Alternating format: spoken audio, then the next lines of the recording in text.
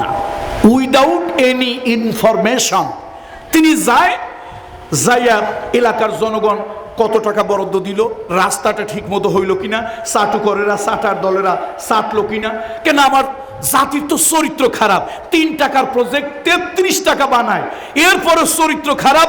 যখন প্রজেক্ট বাস্তবায়ন করে রডের পরিবর্তে 2টা বাঁশ ঢুকায় দেয়। 3 টাকার প্রজেক্ট কয় টাকা? তারপরে ঢুকাইছে আবার 2টা কি, 2টা ঢুকাইছে বাঁশ। তো ভাই, জাতির চরিত্র ভালো না হইলে জাতির খালি ওয়াজ দিয়ে লাভ আছে?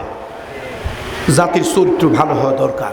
যা হোক, সাইয়েদনা ওমর ঘুরে ঘুরে বেড়ায়, ভালোই হইলো, ভালো লাগলো তার কাছে। না, এলাকায় টাকা যা বরাদ্দ দিয়েছিলাম, রাস্তাঘাট ঠিক মতো হয়েছে, জনগণ মনে হয় ভালোই সেবা টেবা পায়, এই এলাকার মানুষের চরিত্র অত খারাপ না। সাইয়েদনা ওমর এগুলি সব দেখতেছেন, মোটামুটি সন্তুষ্ট।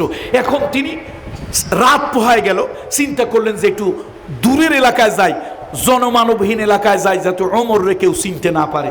তো যেতে যেতে এক শহরের প্রান্তে চলে গেলেন, নীরব এলাকায় চলে গেলেন। গিয়ে হঠাৎ ওনার একটা ওই রাখাল রায় তারে পাইলেন। তো চিন্তা করলেন ওমর রাদিয়াল্লাহু তাআলা মাথার মধ্যে ঢুকলো, আচ্ছা এই রাখালটা কেমন একটু দেখি, চরিত্র স্বভাব চরিত্র কেমন। গিয়া ডাক দিল, ইয়া ফুলান, ইয়া ইবনে হালাল, ইয়াল্লাহ এস এসমাক। এটা বইর আরবি না, আঞ্চলিক আরবি। এস এসমাক, তোমার নাম কি? তো নাম বলছে। তুমি কে? এই ছাগলের পালের মালিক? বলে হ্যাঁ, ছাগলের পাল আমার। ও আচ্ছা, তোমারই তো খুঁজি। শোনো, আমার 2টা ছাগল খুব দরকার, কিছু দুধ দরকার, আমাকে বলো তো, দাও, কত নিবে? এখন ছেলেটা উঠে কয়, আমি ছাগলের পাল আমার মানে আমি দেখাশোনা করি, কিন্তু মালিক না। যেহেতু আমি দেখাশোনা করি, এই জন্য ছাগলের পাল আমার বলেছি। আমি তো মালিকের এজাজত ছাড়া কাউকে দুধও দেই না, কাউকে ছাগলও কারো কাছে বিক্রি করি না। সাইয়েদনা ওমর চিন্তা করলেন, একটু টেস্ট করি লোকটা কেমন। বলো, শোনো, আমার কিন্তু খুব দরকার, তুমি একটা কাজ করো, আমি তোমার 2 গুণ টাকা বাড়ায় দেব, তুমি আমার 2টা ছাগল দাও, কিছু দুধ দাও। ছেলেটা উঠে কয়, দেখো তুমি আমার যত লোভ দাও, এই দুনিয়া দেওয়া লোভও যদি আমার দাও, কাজ হবে না, আমি এইগুলো বিক্রি করব না মালিকের এজাজত অনুমতি ছাড়া। এখন সাইয়েদনা ওমর আর একটু লোভ দেয়, আচ্ছা শোনো, তোমাদের এলাকায় কোনো বাঘ ভাল্লুক নাই? কয় হ্যাঁ আছে তো। তো তুমি একটা কাজ করো, আজকে বিকাল বেলায় তোমার মালিক যখন আসবে, তুমি তো প্রত্যেকদিন মালিকরে ছাগলের পাল বুঝাই দাও, আজকে মালিক আসলে বলবে যে ওই পাহাড় থেকে নেকড়ের পাল এসেছিল, ছাগলের পালে আক্রমণ করেছে, এই 2-4টা ছাগল ধরে নিয়ে গেছে। মালিক বিশ্বাস করবে। মাঝখানে তোমার কিছু টাকা হয়ে গেল, আর আমারও প্রয়োজন পুরো হয়ে গেল। বুদ্ধিটা ভালো না? ছেলেটার মেজাজ গেছে গরম হয়ে, আরে তোমার চেহারা ছবি লেবাস পোশাক দেখতে ভালো, কিন্তু তুমি মানুষটা তো 2 নম্বর, মানুষটা তো ভালো না। তুমি লোভ দিয়ে আমার ইমান নষ্ট করতে চাও?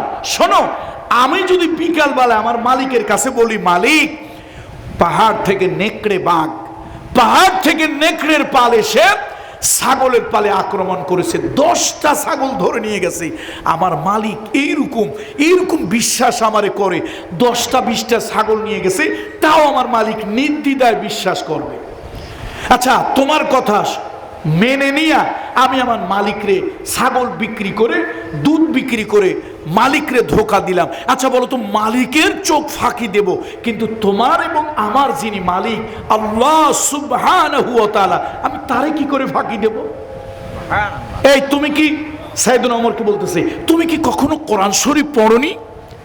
তুমি কি কোরআন শরীফে পড়নি ওয়া হুয়া আলা কুল্লি শাইইন শাহীদ?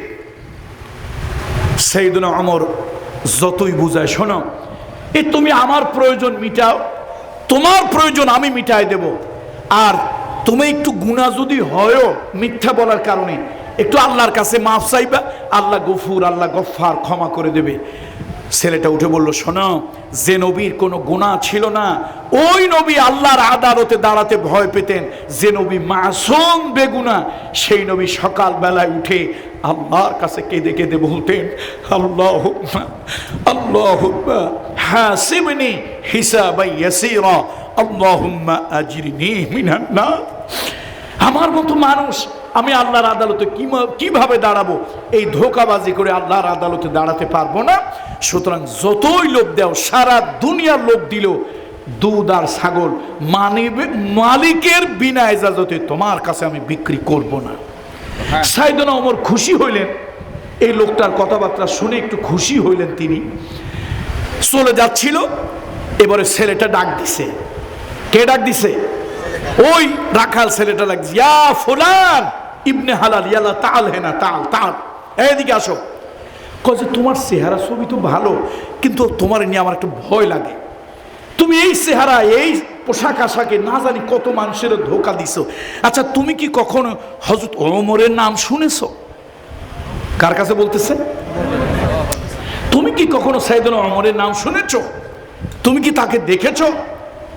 সাইয়েদনা ওমর বলেন, হ্যাঁ। আহারে, আমি হযরত ওমরের নাম শুনেছি কিন্তু দেখি নাই। শুনছি তিনি আল্লাহর আদেশের ব্যাপারে কঠিন, অত্যন্ত কঠিন মানুষ।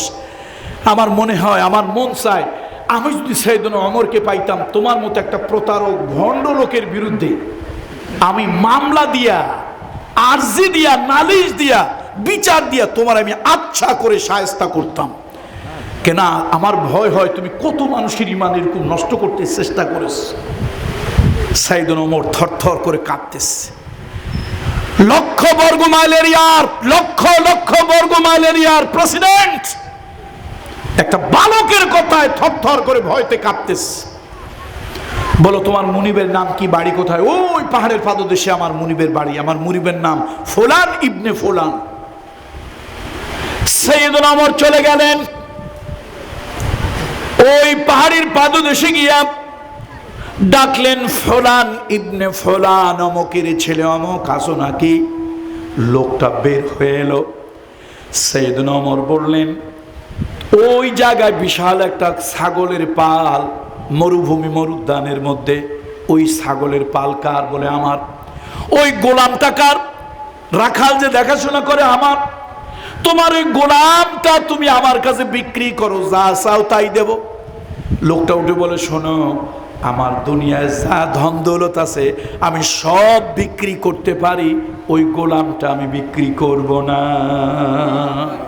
সাইয়েদনা ওমর বলছে, তুমি যা চাও তাই দেবো, ওটা আমার লাগবে, আমারে দাও। লোকটা ভালো করে চেহারার দিকে তাকায়, কয়, আপনারে আমি চিনি, মনে হয় আপনাকে আমি চিনি। আচ্ছা, আপনি কি ওমর ইবনুল খাত্তাব? সাইয়েদনা ওমর বলেন, হ্যাঁ। ও, বুঝেছি, রাষ্ট্রের ক্ষমতা পাইয়া জনগণের উপরে জবরদস্তি করেন, রাষ্ট্রের ক্ষমতার মালিক হইয়া জনগণের উপরে জবরদস্তি করেন। সাইয়েদনা ওমর চোখের পানি ছেড়ে দিয়ে কয়, ভাই, আমি যদি রাষ্ট্রের ক্ষমতা তোমার উপরে দেখাইয়া জবরদস্তি করতে চাইতাম, জোর করতে চাইতাম, ক্ষমতার দাপট, ক্ষমতার প্রভাব যদি দেখাতে চাইতাম, তাহলে তো প্রথমে এসে আমার পরিচয় দিতাম, এই এলাকার এই মুলুকের বাদশাহ আমির, এলাকার এই মুলুকের আমির হচ্ছে, খলিফা হচ্ছে আমি ওমর। আমি তো ভাই তোমার কাছে ওমরের পরিচয় দিয়েছি, খলিফার পরিচয় দেই নাই। ভাই, তুমি উল্টা বুঝিও না, তোমার এই গোলামটা আমার লাগবে, যা চাও তাই দেব। এবার লোকটার দিল নরম হলো। আমিরুল মুমিনিন, আপনি তো একজন ভালো মানুষ, তাহলে আমার এই গোলামটা আপনি জোর করে এত টাকা দিয়ে নিতে চান কেন? ও তো জন্মের কালো, জন্মের কালো, ওর চেহারা নাই, সৌন্দর্য নাই, ঢক নাই, চামড়াটা কালো তো কালো, কয়লার থেকে কালো। আমিরুল মুমিনিন, আপনি এটা দিয়ে করবেন কি? কয়, শোনো, আমি ওর একটু পরীক্ষা করেছিলাম, ওর মধ্যে যে তাকওয়া পরহেজগারি দেখেছি, আমার চিন্তা হয়েছে আমার ধন দৌলত দিয়ে ওরে আমি কিনবো, আর আমি ওরে রাখবো। কিয়ামতের ময়দানে যদি আল্লাহর আদালতে ওমর যদি কোনো কারণে বিশাল এই রাজ্যের শাসন করতে গিয়ে ওমর যদি কোনো ভুল করে, ওমর যদি কোনো খেলাফ করে, আল্লাহর আদালতে ওমর যদি আসামি হয়ে যায়, তো আমি এই গোলামটারে আল্লাহর আদালতে হাজির করে বলবো, মালিক, আমি তো কিছুই করতে পারি নাই, এই যে একটা গোলাম তাকওয়া পরহেজগারি আছে, একটা ভালো মানুষ, এই মানুষটাকে তোমার আদালতে পেশ করলাম, এই গোলামটারে আমি টাকা দিয়ে পয়সা দিয়ে কিনে ইজ্জতের সাথে তাকে আমি আজাদ, স্বাধীন, মুক্ত করে দিয়েছিলাম, এই ওসিলায় অন্তত ওমরকে তুমি মাফ করে দাও। কয়জন কালো মানুষ ভালো মানুষ? তিনজন কালো মানুষ লক্ষ কোটি মানুষ থেকে ভালো মানুষ। সেই সাইয়েদনা লোকমান, প্রথমত তিনি ছিলেন কালো, দুই নম্বরে তিনি ছিলেন বেঁটে, খাঁটো, আমরা ইংরেজিতে বলি ডোয়ার্ফ। এই জন্য যার বুদ্ধি জ্ঞান একটু কম অথবা বুদ্ধি আছে খাটায় কম, তাদেরকে আমরা বলি ইন্টেলেকচুয়াল ডোয়ার্ফ। এই যে আমাদের দেশে কিছু বুদ্ধিজীবী আছে, আসলে কিন্তু ওরা বুদ্ধিজীবী না, আমরা বলি ওদেরকে বুদ্ধি প্রতিবন্ধী। কি বলি বলেন তো, জোরে বলেন, ওদেরকে কি বলি? সমাজে কিছু বুদ্ধিজীবী আছে, আসলে বুদ্ধিজীবী না, বুদ্ধি প্রতিবন্ধী। ওরা বুদ্ধি প্রতিবন্ধী, ওরা বুদ্ধি প্রতিবন্ধী। এ জাতিকে পঙ্গু করে দেওয়ার জন্য এক এক সময় এক এক ফন্দি ফিকির আটে। এখন আবার নতুন করে ফন্দি আটছে ট্রান্সজেন্ডার। দুনিয়া যখন রকেট আবিষ্কার করে, দুনিয়া যখন পাথ ফাইন্ডার আবিষ্কার করে, মঙ্গল গ্রহে যায়, আমার দেশের বুদ্ধিজীবীরা সন্তানগুলোরে লুলা, খোড়া, ল্যাংড়া, কানা, বয়রা বানানোর জন্য এখন স্কুলে ডিম ভাজি আর আলু ভর্তা শিখায়।